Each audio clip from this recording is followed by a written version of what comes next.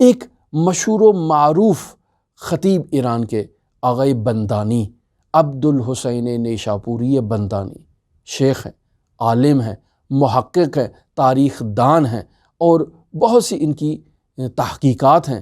یہ اپنی زندگی کا ایک واقعہ نقل کرتے ہیں، سچا واقعہ ہے۔ کہتے ہیں کہ ایک روز میں ایک شہر میں مجلس عزا پڑھنے کے لیے گیا۔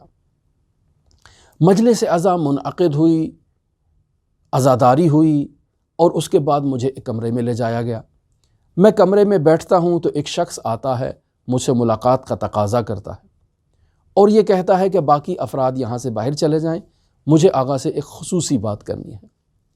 لوگ احترام میں باہر چلے جاتے ہیں اور یہ شخص آغا بندانی نیشاپوری سے خصوصی گفتگو کر رہا ہے، اپنا تعارف کرواتا ہے، کہتا ہے کہ آج میں آپ کو ایک ایسا راز بتانا چاہتا ہوں جو آج تک میں نے کسی کو نہیں بتایا ہے، اور وہ راز یہ ہے کہ میں ایک گنہگار شخص ہوں، خاندانی طور پر چور ہوں، اور میں آپ کی فلاں جگہ ایک مجلس عزا تھی، وہ میں نے سنی تھی۔ ماجرا کچھ اس طرح سے ہے کہ ہم نے ایک گھر میں چوری کا پلان کیا اور تمام اس کے مقدمات، تمام اس کے نقشے ہم نے چیک کر لیے۔ ایک ایسی فیملی تھی جو سال میں 10 دن کے لیے سفر پر جایا کرتی تھی اور ہمیں اس کے روٹین کا علم ہو چکا تھا۔ ہم نے اس کی غیر موجودگی میں کہ جب وہ فیملی سفر پر گئی، ہم نے ان کے گھر میں نقب زنی اور ڈاکہ زنی اور چوری کا پلان کیا۔ ہم اپنے وقت کے مطابق وہاں پر پہنچ گئے۔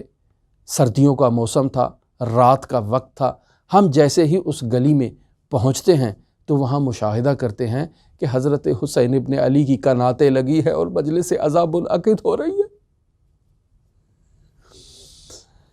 یہ چور کہتا ہے کہ میں نے اس مجلس عزا کو دیکھا تو ہم نے یہ کہا کہ ابھی تو یہاں پر لوگوں کا آنا جانا ہے، ابھی اس مجلس عزا کی موجودگی میں چوری کرنا ممکن نہیں ہے، لہٰذا اس باہر سردی میں ٹھٹھرنا بھی مناسب نہیں ہے، تو بہتر ہے ہم اس مجلس عزا کے خیمے میں چلے جاتے ہیں۔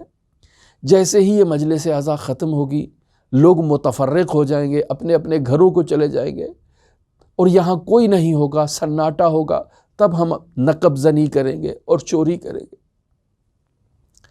لہٰذا یہ چور کہتا ہے کہ میں اس مجلس عزا میں چلا جاتا ہوں۔ جیسے ہی ہم مجلس عزا میں بیٹھتے ہیں تو میرے لیے ایک چائے کا کپ لا کر پیش کیا جاتا ہے کہ حضرت سید الشہداء کی مجلس میں شریک ہونے کے لیے ایک عزادار آیا ہے، اس کو چائے پیش کی جائے۔ چائے کی پیالی میرے آگے رکھی جاتی ہے اور میں اس چائے کی پیالی کو اٹھا کر ابھی چند اس سے جو ہے وہ گھونٹ لیتا ہی ہوں، میں منقلب ہو جاتا ہوں۔ میں یہ سوچتا ہوں کہ میں حسین ابن علی کی مجلس عزا میں آیا ہوں، حسین ابن علی کا ذکر سن رہا ہوں، حسین ابن علی کی نیاز کی چائے میرے حلق میں اتر رہی ہے اور میں چوری کرنے کے لیے آیا ہوں، اور اس مجلس عزا کے بعد میں چوری کروں گا۔ یہ جیسے ہی میرے ذہن میں خطور کرتا ہے، فوراً وہ چائے کی پیالی اپنی جگہ پر رکھ دیتا ہوں۔ سوچ میں پڑ جاتا ہوں کہ میں کون ہوں، میں کہاں آیا ہوں اور میں یہ کیا کر رہا ہوں، میں کیوں چوری کے لیے آیا ہوں۔ حسین ابن علی جس نے دین اسلام کی سربلندی کے لیے، اسلام کا پیغام پہنچانے کے لیے اپنا سب کچھ قربان کر دیا، میں اس حسین ابن علی کی مجلس میں بیٹھ کر چوری کے ارادے سے بیٹھا ہوں، چوری کی نیت سے بیٹھا ہوں، گناہ کی نیت سے بیٹھا ہوں، گناہ کے ارادے سے بیٹھا ہوں۔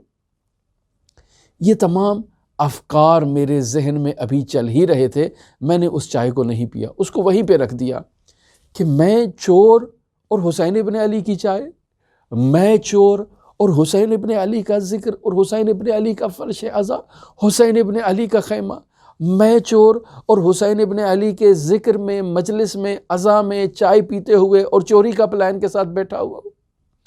یہ تمام خیالات میرے ذہن میں ابھی خطور کر رہے تھے۔ میں نے دوبارہ اس چائے کی طرف نظر ڈالی، میں نے کہا کہ اگر میں اس چائے کو نہیں پیتا تو یہ لوگ اس چائے کو پھینک دیں گے، یہ تو حسین ابن علی کی نیاز کی چائے ہے، اس پر تو حسین ابن علی کا ذکر پڑا ہوا ہے، اس چائے کو کیسے گند میں اور آشکال میں اور کوڑے میں پھینکا جا سکتا ہے؟ لہٰذا میں نے وہ پیالی دوبارہ اٹھائی اور اس کو مکمل پی لیا۔